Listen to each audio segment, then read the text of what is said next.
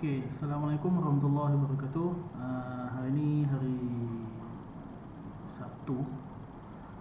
Hari ni aku nak buat unboxing lah pasal laptop yang aku baru beli ni, dengan sedikit review. Aku kan terror sangat nak buat review ni. Laptop ni aku beli sebab aku memang perlukan laptop baru. Dan selama ni pun aku pakai PC yang dekat belakang ni. So jom kita tengok laptop apa yang aku beli.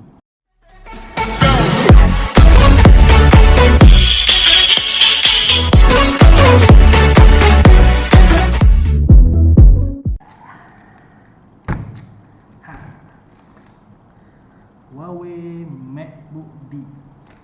Laptop ni dia punya color Mystic Silver, CPU Intel i5 8th generation, GPU Intel UHD 620, RAM 8GB, storage 256GB. Ok, laptop ni aku kena order. Terima kasih dekat SPJ Mobile Taiping sebab tolong aku untuk dapatkan laptop ni. Sebab laptop ni aku dah tanya dekat banyak kedai-kedai komputer kat area sini, kebanyakan diorang tak jual. Benda ni kena order daripada China. Selalunya kalau nak order pun mungkin dekat concept store lah, Huawei concept store. Lepas tu dia dapat mouse, wireless mouse. Okay, dengan mat. Okay, tak buka lagi, semua masih berplastik. Macam nak buka dulu ni. Okay,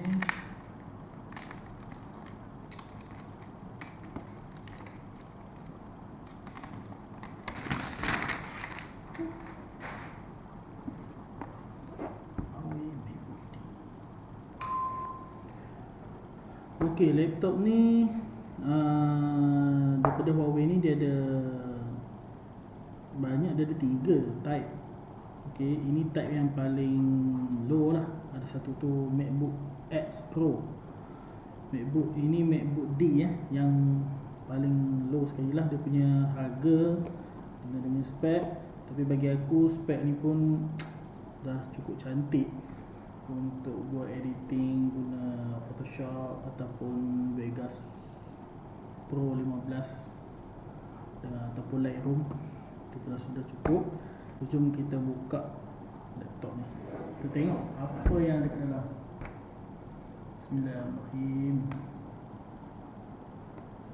Alright, kita tarik. Ada seperti ini. Stok dalam ni. Okay, kabel type C. Kabel type C dengan dia punya power brick. Okay, ini semua manual, warranty card, quick start. Semua tak penting. Ini semua tidak penting. Okay, tutup balik.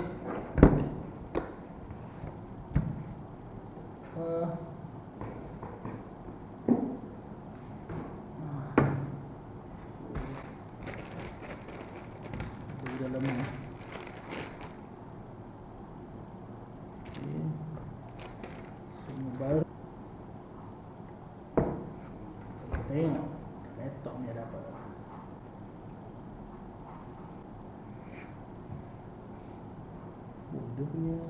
Dia punya spek dia. Okey, dia punya color macam apa kita tadi, dia guna Mystic Silver. Operating system Windows 10 Home 64-bit. Berat dia 1.7 kilo, memang ringan lah. Display size 14 inci. Display resolution 1920 darab 1080. Dia punya processor Intel UHD Graphics 620. Processor 8th generation Intel Core i5 8250U. Dia punya memory RAM dia 8GB LPDDR3 2.13 MHz. Dia punya storage dia guna SSD 256GB. Dia punya kamera depan 1 megapixel dan dia ada fingerprint sensor kalau kita nak unlock laptop macam handphone lah kan. Kalau handphone mungkin dekat belakang, ni dia ada macam fingerprint untuk kita unlock komputer tu. Okey, sekarang ni laptop ni dah dah sudah charge, tapi aku tak fully charge lah.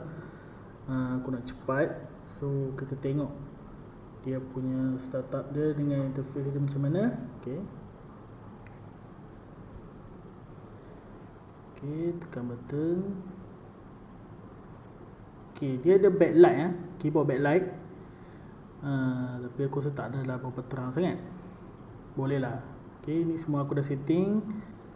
So sekarang ni aku nak try test speaker. Sekejap kau ke mana aku pun tak tahu. Abang jangan kacau kerja saya, cara saya. Okey dah. Kau, sekejap. Boleh. Kita volume up dah, tengok. Kau ingat negara ni bapak dia orang punya ke?